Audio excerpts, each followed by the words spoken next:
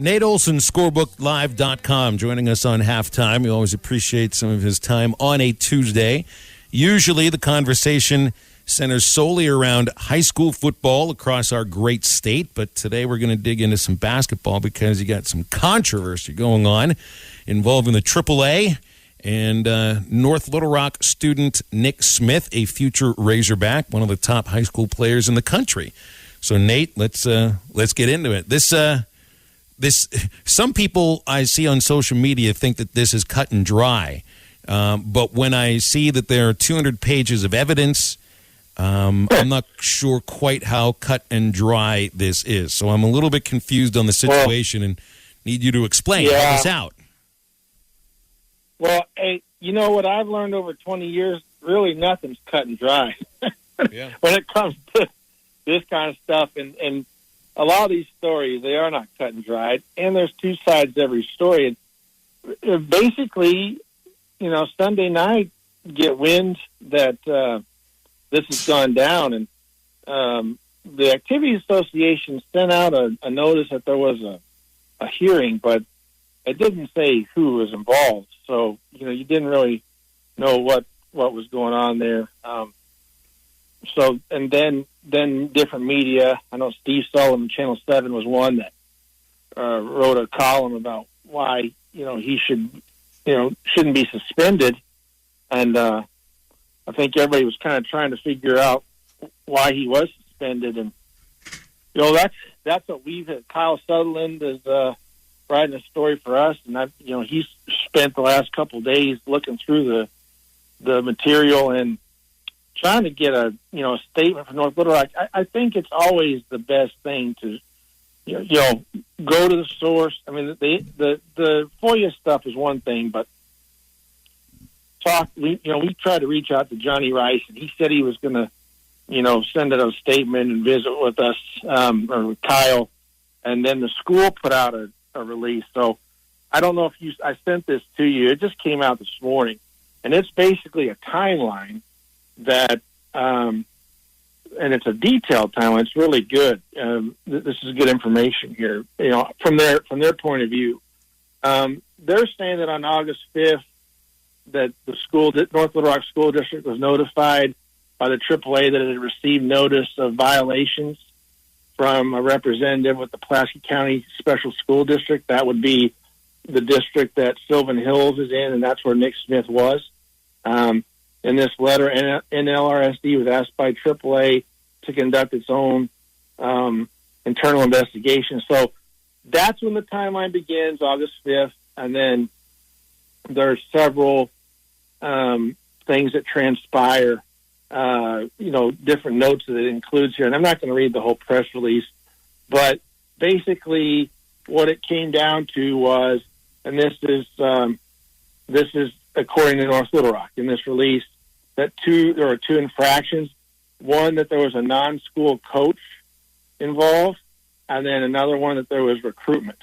And so there was a ruling that was given, and then on September 24th there was an appeal on the behalf of the student, and then on October 14th, the AAA subcommittee met to hear the appeal in a public forum, and the subcommittee met to listen to the appeal, and by a vote of 6-1, affirmed that NLRSD had violated the two rules at issue, and the student was ineligible to play for the 21-22 season. It doesn't say what can happen now. Now, one thing that is mentioned in this release that's interesting, you see a lot of stuff on Twitter, and both Nick and his parents have been active on social media. And one thing that they brought up was a changing schools athletic participation form, CSAP. So they were talking about a CSAP form. I didn't know what that was. So it's a changing schools athletic participation, CSAP. So and this is their words, North Little Rock School District. They said the CSAP, which states an administrator of X school district stipulates that to the best of his or her knowledge, the X student was not recruited or is not changing schools due to athletic purposes. This form is not part of the AAA appeals process, and in this instance, the form appears to contradict the ruling by AAA that NLRSD violated Article 3, Section 1, Rule 5, recruitment. Accordingly, at this time, NLRSD has not signed this form. So does it come as simple really as you got to sign that form? Is it signing that form is all that it takes to get eligible? And see, they that's what they have said. That, but they made it sound like Sylvan Hills needed to sign the form. Maybe both parties need to sign it. And I don't know why North Little Rock wouldn't sign it. I don't know because of the infractions, but they've said all along on social media that if a form was signed, that he'd be eligible. And so that probably is what he's talking about. And we have not wanted to get into any of this conjecture. You know, this statement says a lot. I mean, I don't think it says everything, but it's pretty detailed. And so I feel more comfortable talking about that now that they have included it.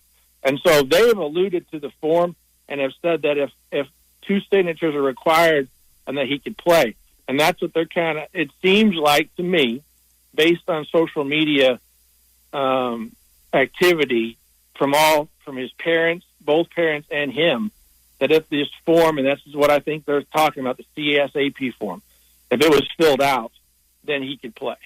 So that shed some light on it. I'm glad North Little Rock, Dustin Barnes, I think is their communications person. He was at Fox 16. He's a good guy. I think this was needed because we didn't want to write anything until we knew, you know, what was at hand, and it spells it out right here. It was a coach, a volunteer coach, and not associated with the school and recruitment. So those are the two things, and we'll see where it goes from here. I don't know where it's going to go from here. I don't know if the form is the key. I don't know if there'll be litigation. I don't know if I don't think there's another appeal process. So it sounds like the investigation went, you know, as it should, and the AAA looked into it and, you know, did their due diligence, and, you know, that's where we are now. So it'll be interesting to see, you know, what happens. And you know, somebody brought this up on social media, and it's a valid point. I mean, if Nick Smith can't play high school basketball, does he play college basketball? And that's where it becomes a Razorback situation because he is committed there. I mean, would he just hang out for a year and then go to play at Arkansas? I mean, a lot of kids would go. There's places to play professionally now in the United States. That overtime league that's started up. I don't know if you could get in the G League and you could go overseas. So, you know, that's something that Razorback fans are probably worried about. And so this is a whole lot bigger than just North Little Rock School District.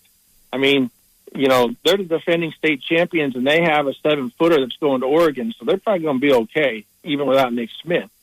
And they're probably, you know, still predicted to win the 7 or 6A state championship. And by the way, with the addition of Smith, they were ranked number 10th in the nation in the SB Live preseason poll, 10th in the country.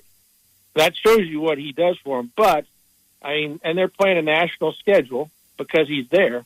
But if he's not there, I think North Little Rock is still good. And another player from Sylvan Hills, Washington, transferred, and I don't know about his status. I think he is still on North Little Rock's team, though. So he came over. And I don't think there is a problem with his eligibility. Nothing that I've seen, and nothing's mentioned in here about him. This whole thing kind of just, it's confusing to the fact of, why is he not playing because of the individual coach that's not associated with the school? Is it the fact that they feel that he was recruited? Or is it just an actual clinical error that we need signatures and nobody signing? And I don't know. This thing just feels so confusing, and I need to really get my head wrapped around it. And as time progresses, I think we will ultimately understand what the ultimate thing about this whole situation is keeping him from playing at North Little Rock. But for the meantime, we do have a lot of good high school football games this week. Nate, which game are you looking forward to the most, and which one do you think is the best matchup? Well, I think one that and that your listeners are interested in for sure, particularly in Hot Springs, is Benton at Lake Hamilton. This has big time implications with the 6A West race. Both teams are undefeated. Benton's kind of won by the skin of their teeth the last couple of weeks with Parkview with a defensive stand in the end zone to preserve a win. And last week, they're down by 12 and have to come back and engineer a couple scoring drives on Greenwood. They went 41-40. So real contrast of styles. Benton can run the ball and pass the ball. Strand Smith's been a huge aid for them. He came in from Monticello in a run-oriented offense, but a passing quarterback. He's breathed a lot of life in their passing game. Probably been a big difference on why they're undefeated. They would have had to break in an inexperienced quarterback and probably a quarterback that's not on this level. So he has risen the entire offense level. It's gone with him and other guys like Cam Harris, the receiver, who's a Division I player and one of the best complete players in 6A, I think.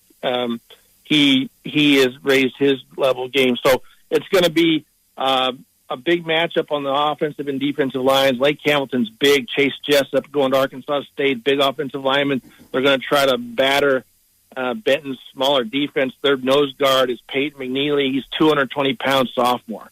That's a big difference when you've got a couple of the linemen on Lake Hamilton that are over 280. So they're going to try to bash them and hold on to the football, run the ball. They've got Tevin Hughes, who's run for 976 yards this year, and Justin Crutchmer, who came on in relief of Owen Daniels, who's out for the season. He's their all-time leading rusher. He's run for 711 and 12 touchdowns, so he's done a great job coming in and still having that 1-2 punch that they enjoyed last year with Hughes and Owen Daniels. So that's going to be a huge game. I think if Benton can bend but not break on defense and get Lake Hamilton in third and long situations where they're not just holding on to the ball, that's going to be the big key in that ball game. Hey, Nate, we got to leave it there. Appreciate you going a little long on the Nick Smith situation with us. That's very helpful. Okay. Thank you.